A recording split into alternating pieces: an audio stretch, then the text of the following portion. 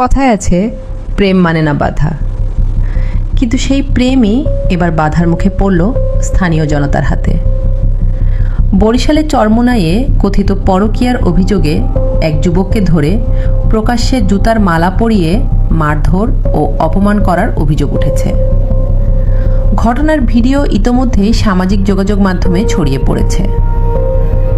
ঘটনাটি ঘটেছে বরিশাল সদর উপজেলার চরমোনাই ইউনিয়নের মাকরম প্রতাপ গ্রামে।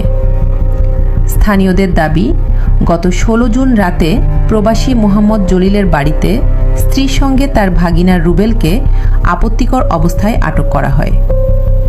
এরপর উত্তেজিত জনতা তাকে বাড়ি থেকে বের করে এনে গলায় জুতার মালা পরিয়ে অপদস্থ করে।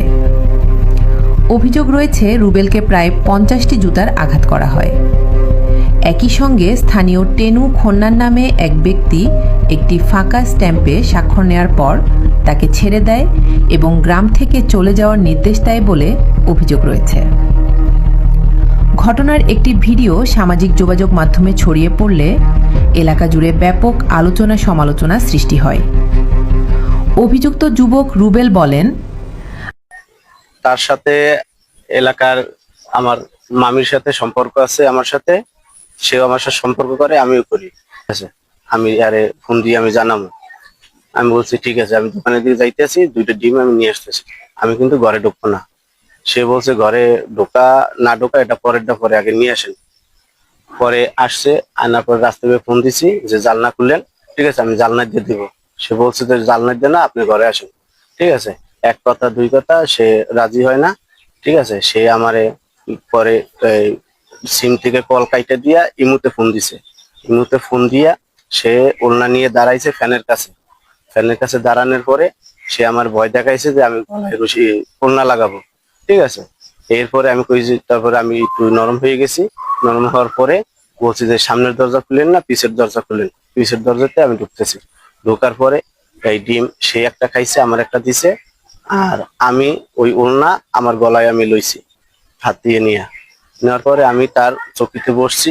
বসার পরে তার মোবাইলে একটা মেসেজ আইছে পরে বাতি জ্বলে উঠছে। পরে আমি মোবাইলটা ধরছি, ধরার পরে আমার ফোন দিছে ডিম আনতে যাওয়ার সংখ্যা।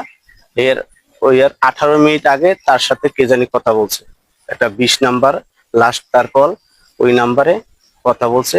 তখন আমি জিজ্ঞেস করছি যে এই নাম্বারটা তো উমুকের লাগে, আমার ভাগিনা বাপ্পির নাম্বারটার মতন লাগে। সে বলছে যে কার নাম্বার, এটা তো দরকার নেই, কথা হয়েছে, কি করছি, মার্কেটে গেছি আসার বিষয়। ঠিক আছে, হে জানতে। এরপরে যখন এই কথা বলছে যে বাপ্পির সাথে তো আমার সাথে একটু মূল্যবৃত্তি আছে, আমি তখন তো দাঁড়াই গেছি। দাঁড়াই যাওয়ার পরে বাতি জ্বালানি ধরছি, বাতি সে আমার জ্বালাইতে দেয় না। সে বলছে যে আপনার পা 2টা ধরি, আপনার বাতি জ্বালাই না, বাপ্পিরে আমি ম্যানেজ করতেছি, যেমন আপনি পিছের দরজা দিয়ে মাথায় উঠেন। ঠিক আছে, আমার সে মাথায় পারে যে সে দরজা খুলে না। ঠিক আছে, তারপরে ওই পোলাপাইন আপনার জালনা ভাঙিয়া উঠছে, উঠতে আমার মাথায় পাইছে।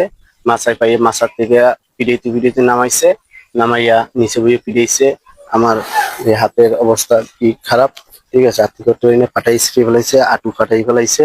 ঠিক আছে, নিয়া এই জায়গা থেকে ধরে নিয়ে শহীদের বাড়ি নামক মুন্না নামে লোক আছে, তার কাছে নিয়ে গেছে। তাকে পায় নাই।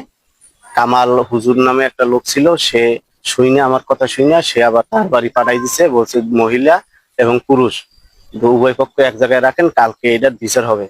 এরপরে আসার পরে টেনু খন্দকার নামক আমাদের এলাকার মান্যগণ্য লোক আছে, তাকে ডাকছে। সে বিচার করছে। বিচার মোটামুটি যা করছিল প্রথম দিক দিয়ে ভালো। পরে আমার গলায় জুতার মালা পরাইছে, আমার দ্বারে স্টামে সই নিছে, 3টে স্টামে 3টে সই নিছে। সই নিয়ে বলছে যে এলাকায় আমি থাকতে পারবো না, এলাকায় সাইডে যাইতে হবে, এবং শনিবার পর্যন্ত আমাকে টাইম দিছে, যেহেতু আমার ছোট ভাইয়ের শুক্রবারে বিবাহ, এই জন্য শনিবার পর্যন্ত আমাকে টাইম দিছে।